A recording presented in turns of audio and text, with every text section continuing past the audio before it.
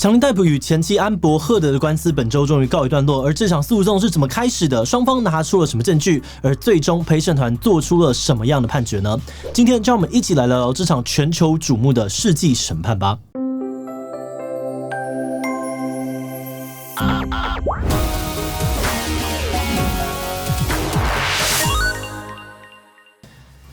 Hello， 大家好，我是志奇。强尼戴普与安柏赫德的诽谤案，我觉得是这阵子最热门的话题。双方找来的证人轮流出招，演变成了激烈的法庭攻防战，让大家直呼比追剧还要精彩。而就算你不想看大概也躲不了演算法的推荐。不论是 YouTube、脸书、抖音还是 IG， 到处都可以看到全球网友们呢用这场官司二创的迷因梗图或者是短片。而这起世界瞩目的诉讼案，终于呢在这一周有了阶段性的结果。而今天我们会带大家简单的回顾一下这起官司的前因后果，还有法院中有什么样重点证据，以及最后陪审团的判决是什么。那开始之前，先让我们进一段工商服务时间。面对家里精力旺盛的3到6岁小朋友，有什么游戏可以吸引他们注意，又能够让爸妈轻松参与不费力的吗？你在找的就是这一本《盲狗狗在哪里？环岛之旅》。这是一本充满寻宝乐趣的图文书，结合小朋友最喜欢的交通工具，让孩子在阿里山小火车、桃园机场、富冈渔港等8个台湾味的景点当中，寻找隐藏在里面的盲狗狗以及指定的物件。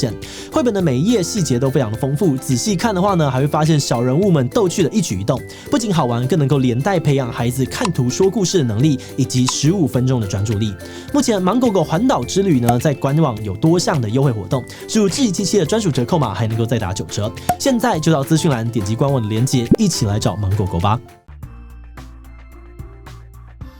在进到官司以前呢，我们要先简单的讲一下事件的2位主角是怎么从相爱到撕破脸的。2012年，强尼和安柏2人因为拍摄电影而开始交往，并在2015年步入礼堂。但是他们的婚姻只维持了短短的1年半，安柏就提起了离婚，并控诉强尼戴普长期家暴。同时呢，女方也公开了自己脸部受伤的证据，以及强尼戴普酒后失控的影片。而事情爆发之后，强尼戴普被贴上了家暴男的标签，不少人开始抵制他的作品，也让他失去了许多代言和工作机会。即使强尼呢大喊自己是无辜的，但仍然没有许多人相信他。而为了不要互相伤害，当时的2人决定签下保密协议，不再讨论彼此之间的关系。但结果是2个人的纠纷并没有因为这张协议而停了下来。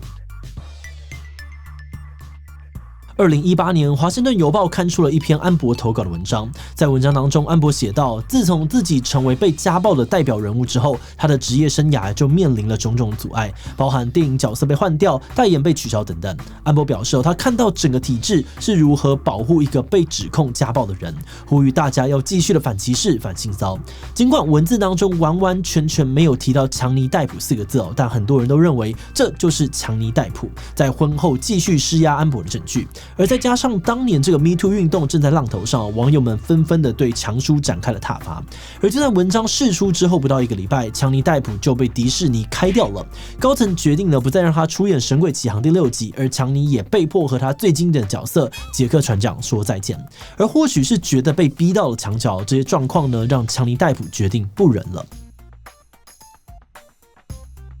这几年，强尼戴普积极的宣称他才是无辜的一方。强尼戴普和他的律师释出了录音档，里面可以听到安柏亲口说道：“我无法保证我不会动手，我是打你，不是揍你。”这些话显示呢，安柏可能才是真正的施暴者。而这个时候，舆论风向也开始转弯，许多人发现他们过去可能错怪强叔了。而另外，强尼戴普也曾经把英国的《太阳报》告上法院，理由是报纸把他称呼为欧妻者，损害了他的名誉。只不过当时的英国法庭并不采信强尼戴普的说法，认为家暴案大致属实，判决了强尼戴普败诉。而回到安柏在华友写的这篇文章，强尼戴普认为，尽管没有指名道姓，但明眼人都看得出来，这篇文章就是在针对他，不止严重的损害了他的个人名誉，更让他失去了工作。而强尼决定向安柏提告诽谤，并且求偿5000万美元。但在强尼提告之后呢，安柏也不甘示弱，选择正面回击。安柏赫德认为呢，在这一段时间里面呢，强尼戴普还有律师不断的抹黑他的人格，也让他的事业重创。像是他呢，当时主演的《水行侠2》戏份就因为不明原因而被大砍了许多。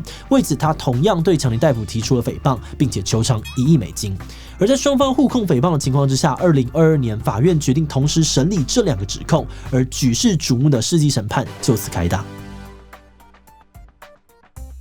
要赢得这场诽谤诉讼其实非常的困难，法院呢开出了7项的胜诉条件。那因为内容蛮长的，我们简单的整理一下。强尼戴普的阵营呢，大致上必须要证明以下的3点：一、强尼戴普没有家暴；二、安伯赫德写的文章并非属实；三、这篇文章直接导致强尼的事业遭到了打击。而至于安伯赫德的阵营呢，则需要证明：一、强尼戴普有对安伯家暴；二、强尼戴普与律师的抹黑导致了安伯的事业遭到了打击。另外呢，在这次的诉讼当中，决定最终结果的是陪审团而不是法官。组成陪审团的7个人呢，必须要产生一致的结果才能够做出裁决。也就是说，强尼或是安伯的阵营呢，要提供足够有力的证据，让7个人都站在自己的那边，才能够赢得这场官司。而双方从4月开始展开了1个多月的激烈攻防，也轮流传唤了10几位证人。因为篇幅有限呢，我们简单的讲一下重点就好。在安伯的阵营呢，为了证明强尼戴普就是一个家暴男，安伯在作证的时候呢，哽咽的表示，他曾经被强尼推倒在地，并反复的被打耳光，甚至被酒瓶侵犯身体。安伯传唤的证人也宣称，强尼戴普时常出现失控的行为，像是安伯的妹妹作证说，她看过强尼抓住安伯的头发，对他反复的殴打。而强叔的前任炮友也出面表示，强尼戴普曾经在失控的时候朝他丢过酒瓶。而另外，为了证明强叔会丢的工作跟华油的文章没有关系，安伯传唤了强尼戴普的前经纪人，证实强尼戴普长期有酗酒、嗑药、爱迟到的问题，本来就是一个麻烦人物，会丢掉工作其实并不意外。而安伯阵营也找到了迪士尼的高层主管，请他解释强尼被换角的原因。而主管表示，在他看到的文件当中，并没有任何资料提到安伯在华油写的那篇文章，也没有听说过导演制片或任何的决策者有因为这篇文章而开除强尼戴普。安伯阵营的指控呢，确实让强尼戴普受到了一些质疑，但强尼阵营的这个回击同样也很辛辣。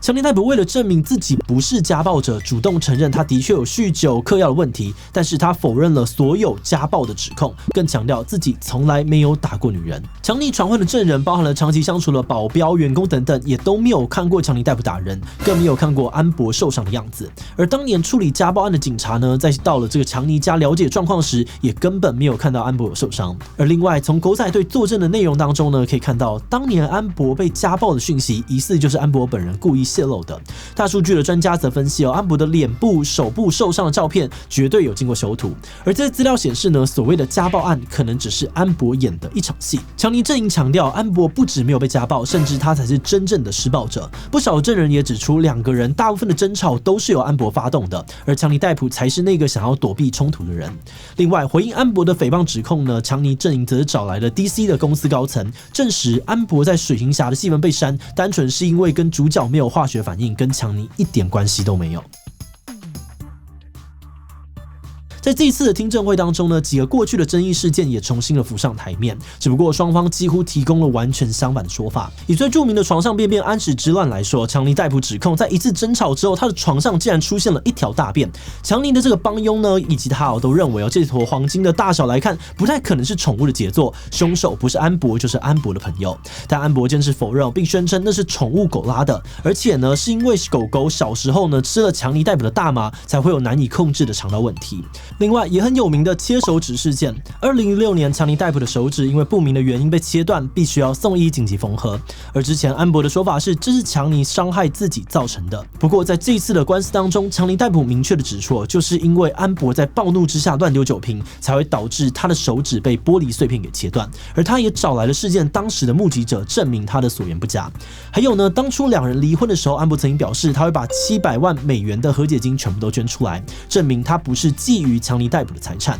但是在强尼的律师追问之下呢，大家才发现安伯并没有兑现这个承诺。结果安伯辩称是因为强尼告他，他才没有完成捐款，但他的形象也已经大打折扣。而其他的争议，像是安伯有没有外遇、2个人有没有心理疾病等等，我们真的没有办法一一讨论哦。欢迎在底下留言帮我们补充更多的细节。那么虽然这些争辩很多都没有得到肯定的结论，但随着双方完成了各自的陈述，案件也来到了尾声，最终结果也终于出炉了。经过好几天的讨论，陪审团宣布呢，安伯赫德在华邮写的文章确实有不实内容，也对强尼戴普造成了负面的影响，因此安伯需要给强尼1000万美元的补偿性赔偿，以及500万美元的惩罚性赔偿。不过安伯的反诉呢也有部分成立哦，陪审团认为强尼的前律师的确发表过对于安伯的不实证明，强尼戴普也要给安伯200万美元的补偿性赔偿。但是呢，这个不实声明并不是强尼戴普本人说的，因此强尼不需要负担任何的惩罚性赔偿。简单来说，陪审团认为双方都有错，两边都有诽谤的事实。但是呢，安伯赫德要负的责任比强尼戴普多，非常的多。不少媒体人认为这对强尼戴普来说是一个巨大的胜利。而对于判决的结果，安伯表示非常失望。他认为，即使呢有堆积如山的证据，仍无法对抗前夫的影响力。而至于强尼戴普，则再三的感谢陪审团决定，因为对于强尼戴普以及他的支持者来说，这样的判决已经足以洗刷强尼这6年来家暴男的臭名，让他可以重获新生了。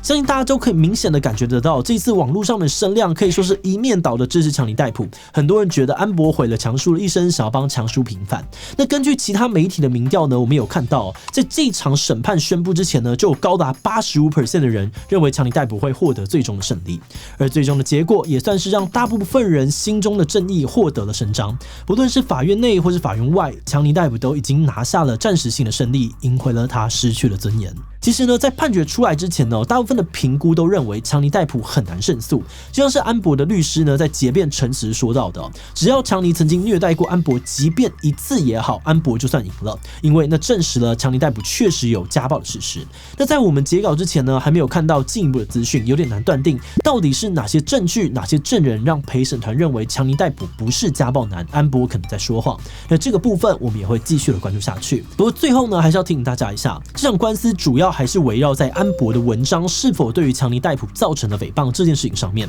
所以我们可能不能够做出太多的结论，像是法院认证呢安伯是施暴者这样子的说法，可能呢就会有过度延伸判决的结果了。而在这一次查资料的过程当中呢，我们也看到了很多法庭攻防的影片，也在下方的留言区注意到，不少人觉得安伯在说谎很不要脸，不止在污蔑好人，也会让其他被真正家暴、被压迫的受害者更难的站出来。的确，安伯一开始是用家暴受害者的身份向社会发声，而他的形象也跟女权 MeToo 运动长期绑在一起，所以大家会直接的呢把这个他还有跟其他的受害者做比对，或是呢跟 MeToo 运动做连接，其实是一件蛮合理的事情。而或许也真的有潜在的受害者因为不想要被说是污蔑好人而选择继续的忍气吞声。但反过来说，如果要避免这样子的状况，其实大家可能更要意识到，安伯是安伯，强尼是强尼，两个人都无法代表其他人。每个案件都有自己特殊的状况，我们对这场世纪审判的看法不一定适合套用在接下来类似的案件上面。当有下一个自称是受害者的人站出来表示自己被某个名人家暴或是压迫的时候，我们希望大家先不要急着把安伯赫德强尼戴普的形象投射到下一个当事人身上，